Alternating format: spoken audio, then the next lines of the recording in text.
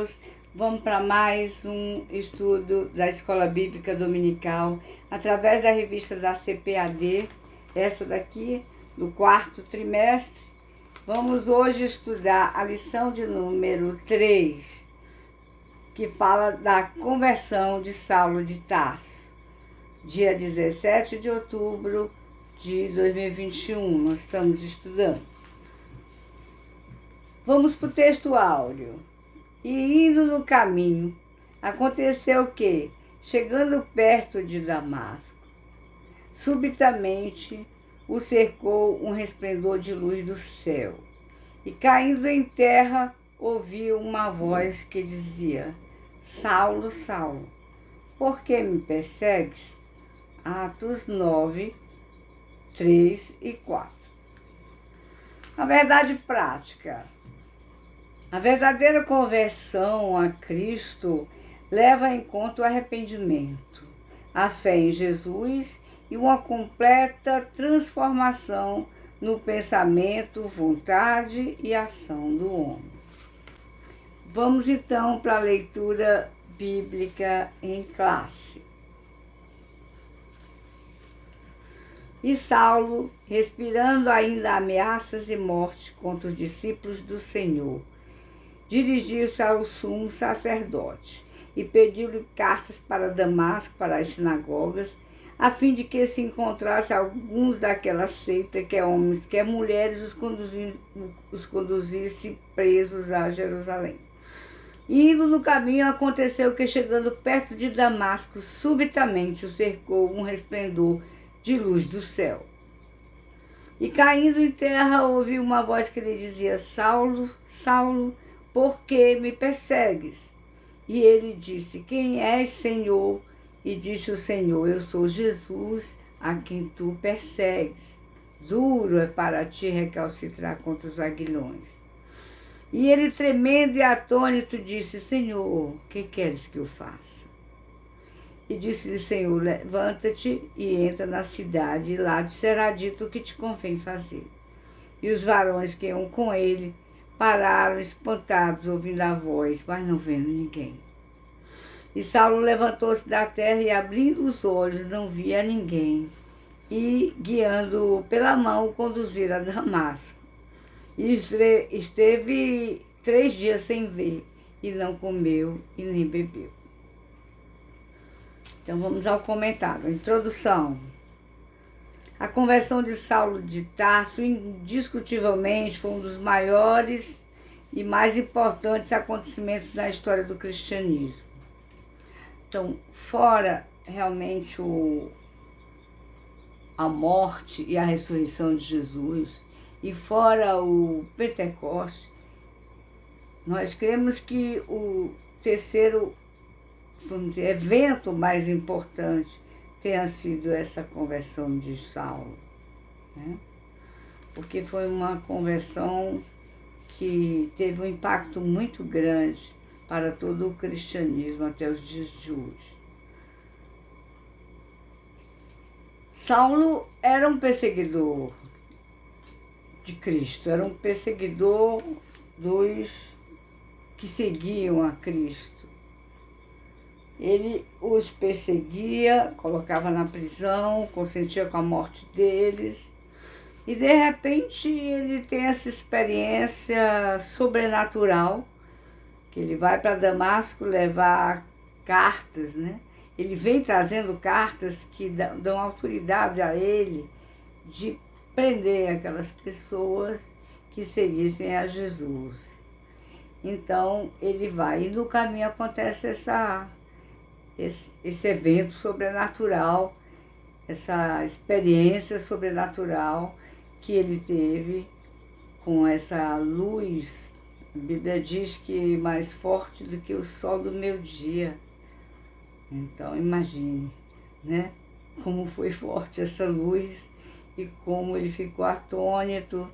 E ali realmente mexeu na estrutura do apóstolo Paulo.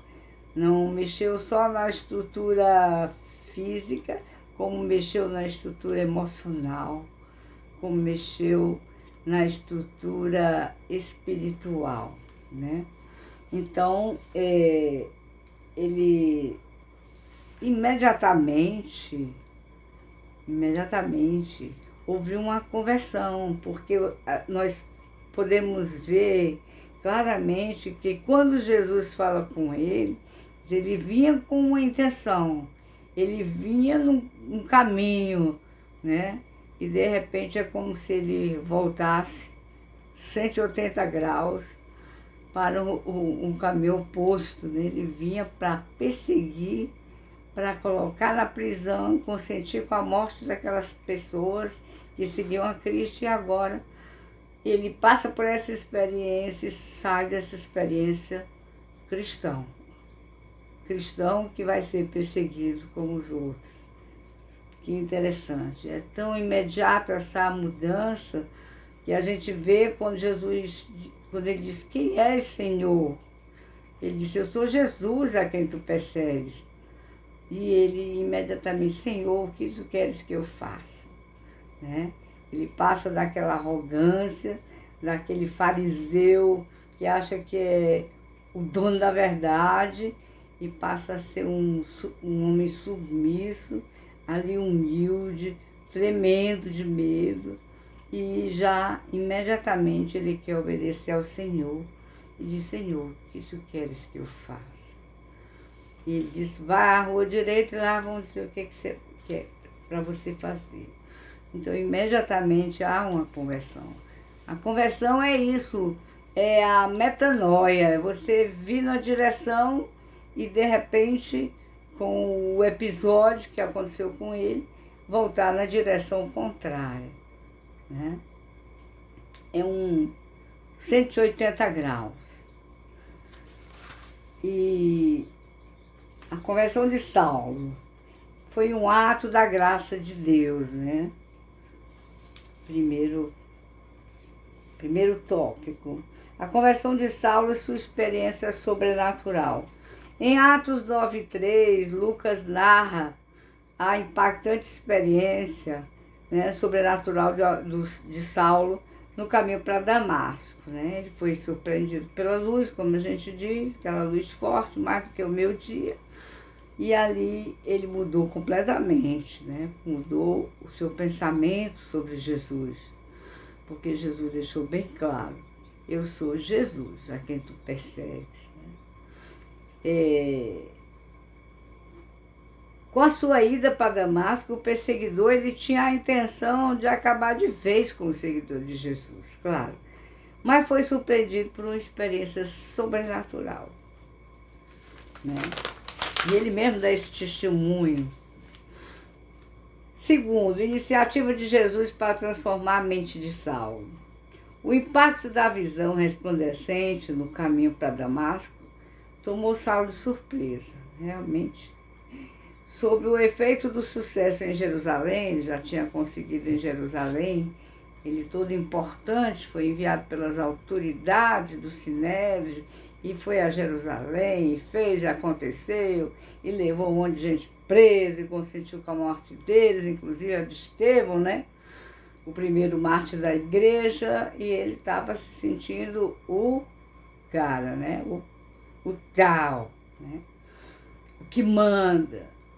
E de repente ele vem para fazer a mesma coisa em Damasco.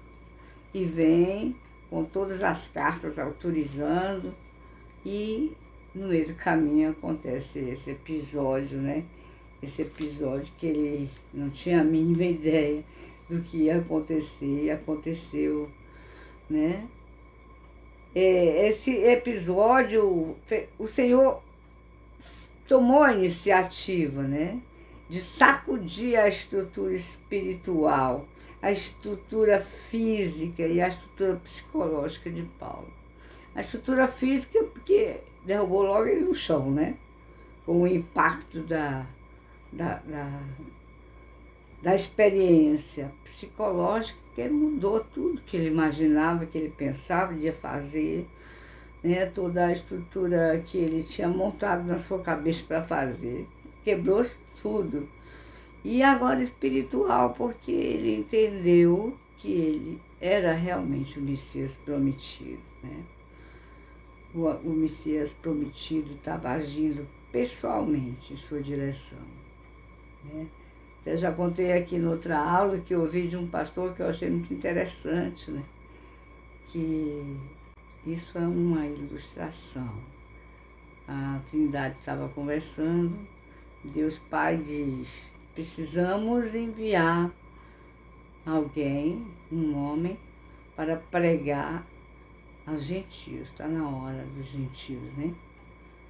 E aí, né, Deus Pai diz assim: mas é necessário que ele seja um homem, primeiro, poliglota, que ele fale várias línguas para ele alcançar muitos povos, né? Das nações. E segundo, que ele conheça bastante as escrituras, né? Terceiro, que ele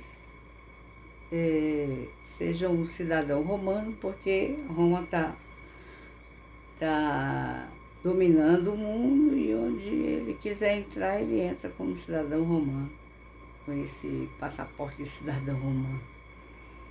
E em quarto lugar, que ele tenha uma profissão secular definida, para que ele, quando ele for numa cidade onde não tenha irmãos, onde não tenha igreja, onde ele vai começar a abrir igrejas, ele tenha de que se sustentar, né? E aí o Espírito Santo diz: eu conheço um homem que tem todas essas características. Agora tem dois problemas. Um é que nenhum cristão vai querer pregar para ele. E outro problema é que ele não ouve ninguém. Então Jesus disse: deixa que eu vou pessoalmente. Então a gente vê aqui, né, essa ilustração bem interessante. E Jesus veio, né, e tomou a iniciativa de sacudir a estrutura física, psicológica e espiritual de Saulo. Terceiro, a graça salvadora se manifestou a Saulo. Na carta aos Efésios, depois ele escreve, né? Efésios 2:8, ele diz: pela graça sois salvos por meio da fé. Isso não vem de vós, é dom de Deus. Na Epístola a Tito, o apóstolo também fala, mais tarde, né? Porque a graça de Deus se ha manifestado, trazendo salvação a todos os homens. Então ele sabia isso na pele, ele viveu isso, né?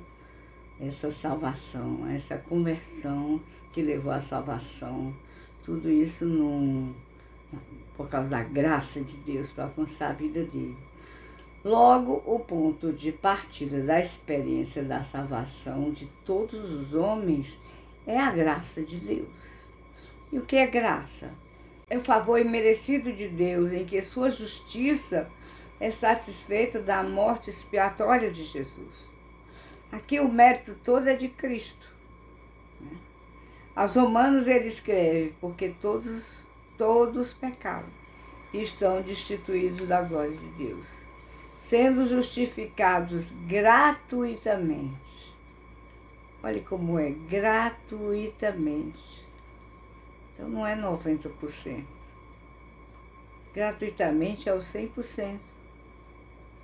Gratuitamente nós somos justificados pela sua graça, pela redenção que há em Cristo Jesus. Está lá em Romanos, capítulo 3, versículos 23 e 24. Ou seja, a graça é favor outorgado por Deus aos pecadores que estão debaixo da sua ira. Evidentemente, a conversão de Saulo foi mais do que um convencimento intelectual sobre Jesus. Ela foi fruto da obra do Espírito Santo, né? De convencer que ele estava errado, né? Foi essa obra regeneradora que o Espírito Santo faz dentro da pessoa, levando-o a confessar que Jesus era o Senhor. Segundo Saulo e a doutrina bíblica da conversão. A conversão começa no arrependimento, né? Então, A palavra arrepender-se significa metanoia. Dar a volta, né? Girar 180 graus. Né? Pensar de uma maneira diferente. É uma disposição interior para mudar. Então, no Novo Testamento, arrepender traz a ideia de tristeza. A Bíblia diz que a tristeza, segundo o mundo, ela só produz pecado, mas a tristeza, segundo Deus, ela leva ao arrependimento, e o arrependimento leva à salvação. Né? Então, é a mudança de mente que induz a correção de caráter e a correção da conduta moral da pessoa. Né? Antes andava em caminhos errados, agora vai ser desentortado, porque houve, né, a conversão genuína. E para ter a conversão genuína, teve o arrependimento. E o Espírito Santo trabalhou para dar esse arrependimento, porque é ele que convence o homem do pecado, da justiça e do juízo. É a mudança de mente que induz a correção de caráter e de conduta moral. Está lá em Atos 3,19. Né? É a contrição do coração, o desejo de mudar de atitude quanto ao comportamento da vida cotidiana. É o reconhecimento de que a pessoa estava errada e que agora precisa de Jesus para ser consertada. E a pessoa quer ser consertada. E trabalha também a favor daquilo que ela já recebe de Jesus de graça. Isso é obra do Espírito Santo. Portanto, a conversão é uma parte do processo da salvação. Né? Segundo, conversão de Saulo promoveu uma transformação pessoal. Né? A luz do resplendor do céu cegou-lhe os olhos carnais e o fez ver o Cristo ressurreto, né? Abrindo-lhe os olhos espirituais para conhecê-lo como Senhor e Salvador de sua vida. Essa experiência sobrenatural, impactante, né? A gente vê bem quando ele diz o que eu devo fazer, Senhor, né? De uma vontade egoísta, individualista, né? Saulo agora demonstra uma completa resignação à vontade soberana de Jesus Cristo. Terceiro, a conversão faz parte da doutrina bíblica da salvação. O choque da experiência sobrenatural, do resplendor de luz, abre os seus olhos, né? Transformou a mente dele, né? Levando-o a reconhecer que Cristo, que outrora ele tanto rejeitava, era o Senhor, o Messias prometido ao seu povo. Como vimos, a verdadeira conversão é a que nasce da tristeza. A tristeza pelo pecado, pelo erro, a vontade de consertar, de se consertar.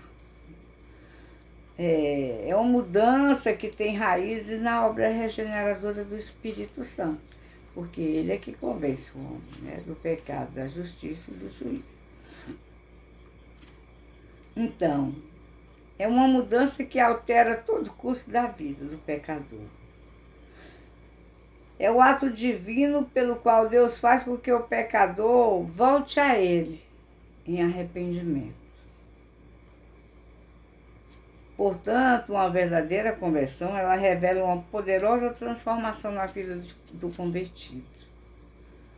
Eu lembro de uma pessoa, um garçom, onde eu trabalhava, e ele chegava sempre para me servir, a gente conversava, eu pregava muito para ele. Ele, um dia, mas ele era muito duro para o evangelho, muito fechado. E um dia ele chegou para mim e disse, dona Mísia, eu estou quase aceitando esse seu Jesus. Eu digo, por que, Antônio? Ele disse, porque o meu vizinho Ele bebia, batia na mulher, batia nos filhos, era um desastre da vida deles lá.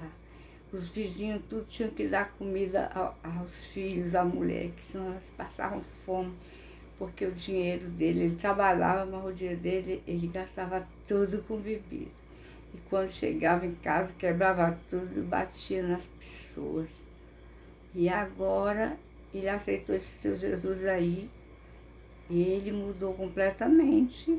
Ele não bate mais na mulher nem nos filhos, o dinheiro dele dá para tudo lá na casa dele. Então, realmente, olha que coisa linda, né?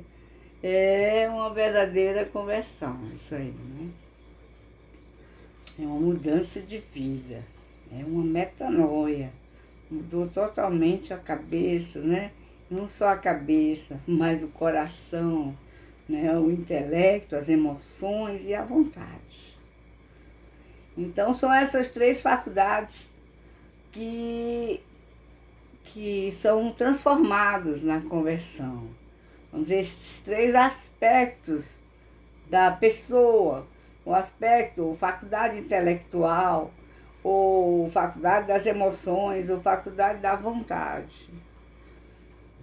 Vamos dizer, a porção da alma, chamada intelecto ou mente, a porção da alma, chamada emoções, então a sede dos sentimentos, e a porção da alma, chamada vontade, né?